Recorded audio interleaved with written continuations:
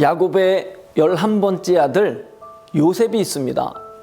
요셉은 어려서부터 꿈을 꾸었고 그 꿈을 형들에게 이야기하므로 미움을 받게 됩니다. 왜냐하면 10명의 형들이 항상 요셉에게 절을 한다는 내용이었기 때문입니다.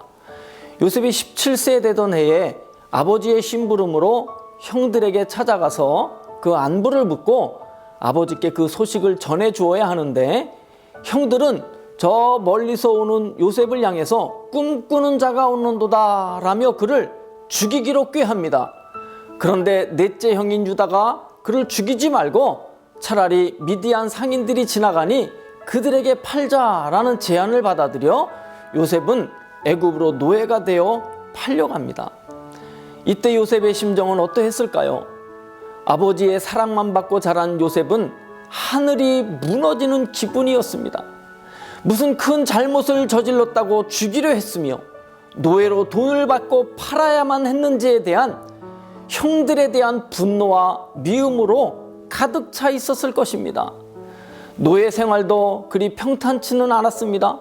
주인의 부인으로부터 유혹을 뿌리치다가 모함으로 인해 감옥에 갇혀 살면서 요셉은 참으로 꿈이 무색할 정도로 외롭고 힘든 나날을 보내고 있었습니다. 우리들도 인생을 살면서 요셉과 같은 상처를 입고 살아갑니다. 크게 잘못도 하지 않았는데 따가운 눈초리를 받을 때가 있습니다. 또한 오해로 인해서 어려움에 처할 때도 있습니다. 가족이나 친구들로부터 버림을 받을 때도 있습니다. 나하고 생각이 다르다고 따돌림을 받을 때도 있습니다. 어떤 때는 요셉의 형들과 같은 사람들을 만나서 매우 힘든 삶을 살아야 하는 때도 있습니다. 결코 쉽지 않은 것이 이 세상의 살이가 아닌가 생각합니다. 하지만 하나님은 우리가 잘 되기를 바라시는 분입니다. 그리하여 요셉은 하나님께서 가르쳐 주신 꿈의 해석으로 말미암아 애굽의 총리가 되어 나라를 다스리는 축복을 누리게 됩니다. 훗날 요셉의 꿈의 해석대로 7년의 풍년과 7년의 흉년이 오자 각국에서 식량을 사러 오는 많은 사람들 가운데 요셉의 형들을 만나게 됩니다. 형들은 요셉이 애굽의 총리가 된 줄을 알고 요셉을 보자 그는 죽을 각오를 하게 됩니다.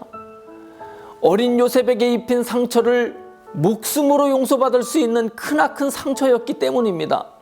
하지만 요셉은 창세기 45장 8절에 이렇게 고백합니다. 그런즉 나를 이리로 보낸 자는 당신들이 아니요 하나님이시라. 하나님이 나로 바로의 아비를 삼으시고 온 집의 주를 삼으시며 애굽의 온 땅을 치리자로 삼으셨나이다 라고 요셉은 이렇게 고백하며 하나님께서 요셉에게 주신 은혜를 형들과 나누게 됩니다. 요셉이 받은 모든 상처를 하나님께서 꿈을 보여주시며 치유해 주셨기 때문입니다. 이 땅에 수많은 사람들이 요셉과 같은 상처로 인하여 치유받지 못해서 복수심에 불타 원수를 갚기도 하고 보복을 하기도 하고 사고를 저지르기도 합니다. 우리가 행복하게 살 수 있는 방법은 나를 치유해 주실 수 있는 하나님을 만나는 것입니다. 하나님을 만나게 되면 나를 그렇게 만든 사람을 이해할 수 있게 됩니다. 하나님을 만나면 나에게 상처를 준 사람을 용서할 수 있게 됩니다. 하나님을 만나게 되면 내 안에 쌓여있는 분노와 상처들이 깨끗이 씻겨지고 그 안에 하나님의 비전으로 채워지게 됩니다.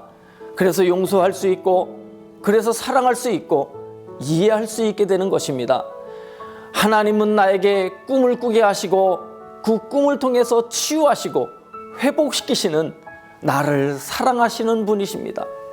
나는 그 하나님을 사랑합니다. 그 하나님은 바로 여러분도 사랑하십니다.